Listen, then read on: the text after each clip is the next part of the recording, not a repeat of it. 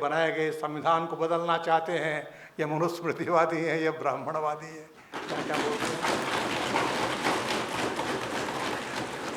तो इसलिए तथ्यों को जानना चाहिए, तर्क पर जाना चाहिए, भाव पर जाना चाहिए, भावुकता पर नहीं जाना चाहिए। भाव पर जाना और भावुकता पर जाना ये अलग अलग बात होती है। और इसलिए हम भारत के लोग, हम भारत के संतानें हैं। चाहे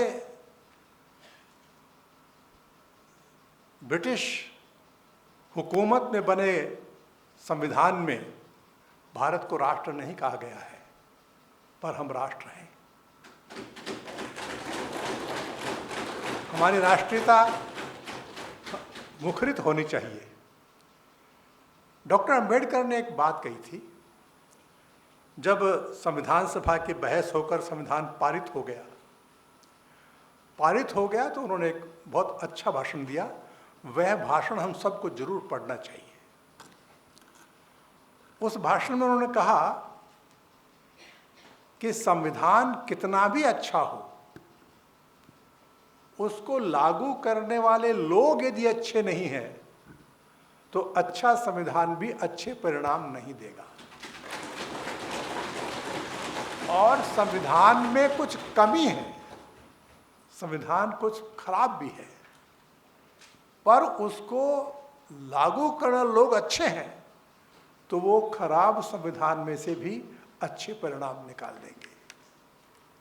कहने का मतलब उनका यह था कि संविधान तो एक पुस्तक है, किताबें में बातें लिखी जाती है, उन लिखी बातों से अच्छा या बुरा नहीं होता।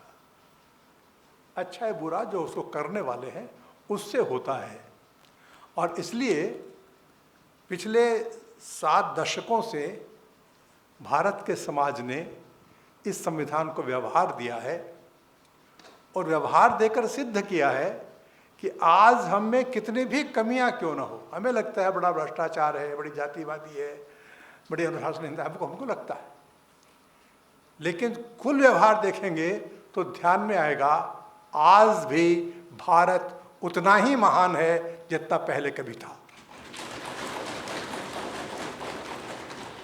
भारत ने विश्व के लोकतंत्र को ऐसी नई नई बातें दी है जो ये विश्व का लोकतंत्र समझता भी नहीं है। जैसे भारतीय समाज का वैशिष्ट्य है उसकी विविधता। विविधता भारतीय समाज के का वैशिष्ट्य है। इसलिए बाकी जो यूरोपीय देश हैं वहाँ केवल 2-2 पार्टियां होती है। यह देश ऐसा है जहाँ ऑन पेपर हजारों पार्टियां हैं, जहाँ पर अभी भी भारत में कम से कम 100 पार्टियों का राज है।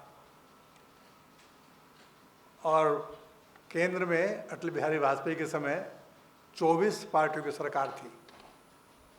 विश्व में इतनी पार्टियों की सरकार भारत के अलावा कहीं नहीं बनी। भारत के अलावा लोग सोच भी नहीं सकते। भारत के लोग अनपढ़ हैं, भारत के लोग